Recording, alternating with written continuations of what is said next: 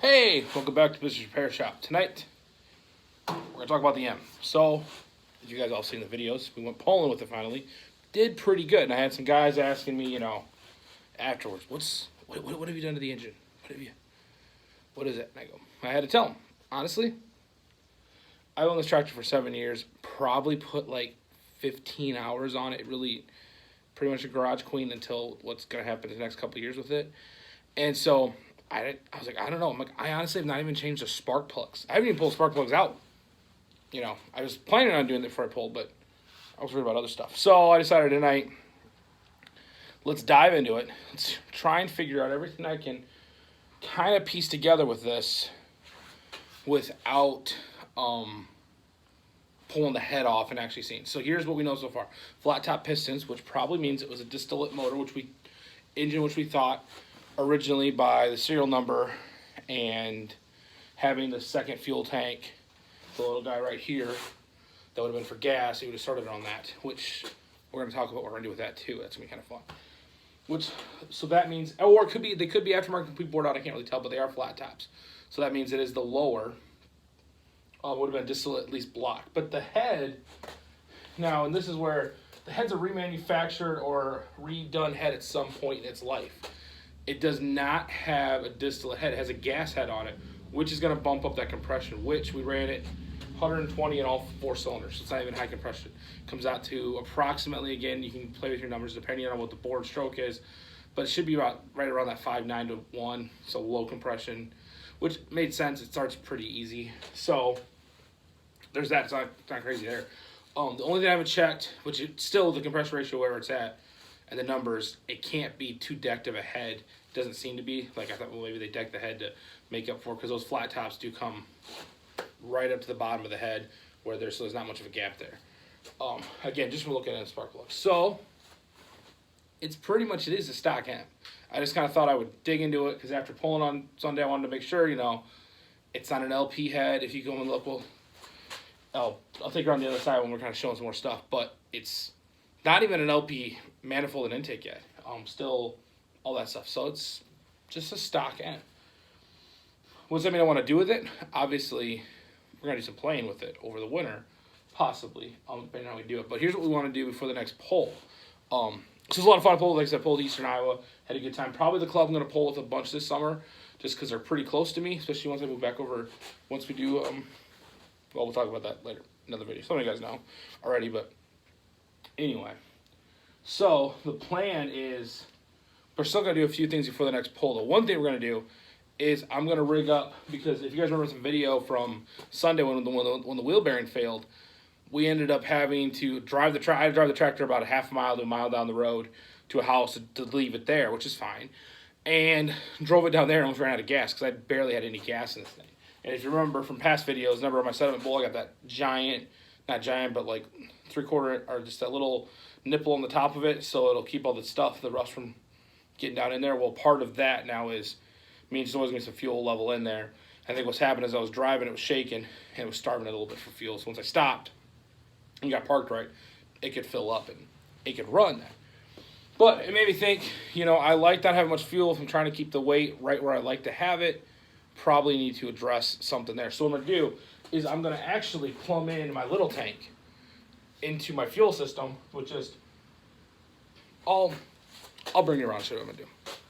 So what I'm going to do is, this would have been originally, now when I got this tractor, it was set up for the auxiliary hydraulic tank, but it's actually supposed to be the starting fuel tank. This would have had gas in it. You would have had distillate in this, and the distillate, you would start on gas. Once it got warm, switch over to that. But I'm going to run this, plumb it in, put some fittings here, and then tie it into a T into my normal tank, or not, like off the valve, right there, sorry. And that will then, I can turn that on, just run it off of this tank when I'm pulling, so I can I'll know exactly how much fuel is in here, run this for pulling, and then if I want to do actual work or something with it, run the main tank, which, again, with this tractor, what we're going to do with it, not doing too much of that. Here, I'll show you so I probably need to put valve seals in it at some point, or valve seats, and maybe some rings in this thing, because they're pretty nasty. But again, these are the spark plugs. They weren't They're old. There's some junk auto lights. I'm gonna put some new ones in now because they're out, but all normal. The other thing I want to do with this is having the access that we have a water jet at work. I'm gonna take, and I know maybe some IH guys are gonna get mad at me, but you can buy these weights everywhere. I'm gonna go and find the middle of that and slice all those in half. So that way I can still bolt them on through using the bolts through here, but then it's gonna be way easier to handle loading them at 75 pounds versus trying to do 150 pounds. It's gonna be much easier there. Might do some kind of a bracket or maybe some kind of a deal so I can still hang them from, figure out a way to still hang them from my different weight brackets. But that's kind of my plan there. I'm gonna talk to the guy at work and see how much it's gonna cost for me to have those cut. But it'll be a lot easier to do it there. It'll be a nice precise cut. I can lay them all out. Just seem to be a whole lot easier. So that is that. Like I said, I really haven't done anything engine-wise. This tractor's always ran so good that I haven't had to, you know, there's really ever been the thought process to do any more. Let me, looking at this live. Come here. I mean, obviously, this is a newer, all this must have been bought right before I did it, because that's in really good shape there. This is the other thing I wanted to see, is if it still had, well, that's kind of got the green weenie. Probably should replace that. I wanted to see if maybe somewhere along the line, no, look at that, all stock. Actually, looks like maybe a little bit newer, but probably should clean those points up. Those points are kind of dirty. But again, you know, just nothing fancy yet. I say yet because y'all know I want to tinker with it. But I don't know. I just wanted to kind of see. I got thinking, you know, a couple of boys were talking to me like, M's don't usually pull that way. So I wanted just to make sure nothing was crazy. I'll see if I can kind of show you guys into the, I don't know if you guys can see. See if I can find a way to, and I've had this thing turned over since I was checking compression ratio. If one of my pistons is close. Ah, it's not. But anyway, so I'll bring it back. We're going to talk a little more about what we're going to do. All right, so the other thing I'm going to do is I'm going to end up pulling off this front weight bracket for now because Eastern Iowa, their rules, they don't allow any front weights to be hanging off of anything farther forward than the front castings. So I'm going to pull this off for pulling with them just because they let me do it last time, but I know that they don't want weight brackets up here. And in reality, this thing weighs like 70 pounds probably. So it's like having weight way out there. I mean, my front end never even was coming up, but the track on Sunday really wasn't a track that would normally allow your front end to come up, even though you are pulling up a hill. It's because it was a really, really hard track that it was what they call an anti-traction track, I think was what Tim called it.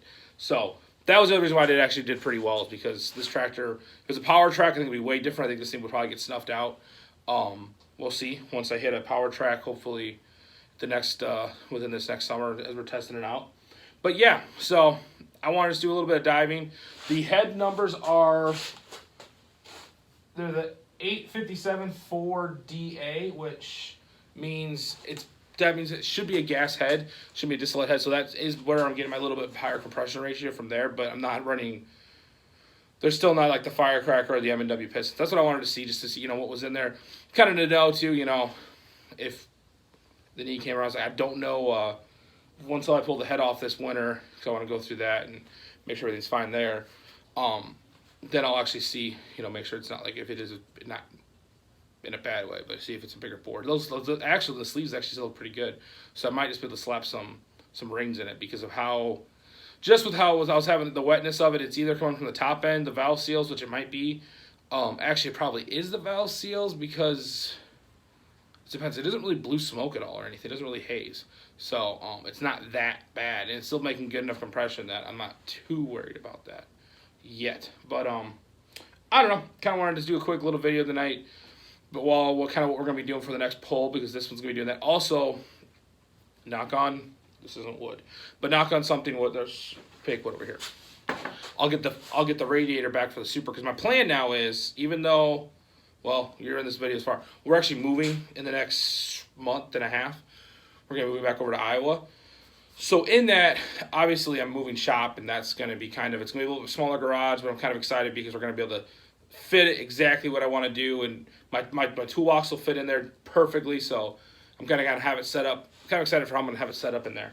But with part of that means obviously I'm only going to have one tractor at home. So I want to try and get the Super ready to go because I'd like to, when we go to Tipton, take the Super and the Farmall. So the Super needs, obviously I don't have the radiator back yet, and hopefully it comes back this week. And then I need to do some stuff like narrowing the tires in. And that was the one thing, you know, that like the track on Sunday, one of the things that what I think helped was, and if you watch the one video, you'll actually see where the way that that track was laid out, the right side, and it was getting worse over there. Almost everybody was taking that right side, and it was a hard track, but there's a lot of sand on the top, so you were digging in, and the more they were going in there, the softer it was getting over there. It was getting softer and softer and softer. Well, so you had that was down at this level here, and then you had your left side of the track was up a little bit, and there was a little bit of a it was almost like that V'd.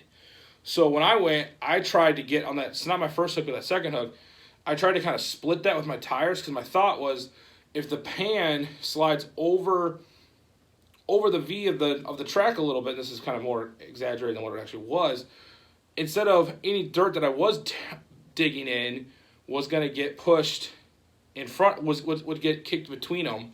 You know, it'd have somewhere to go instead of just piling up in front of the sled. Not sure if that really worked. It looked like on the one that wasn't much piled up there. But it seemed to work, and I think that was what really helped.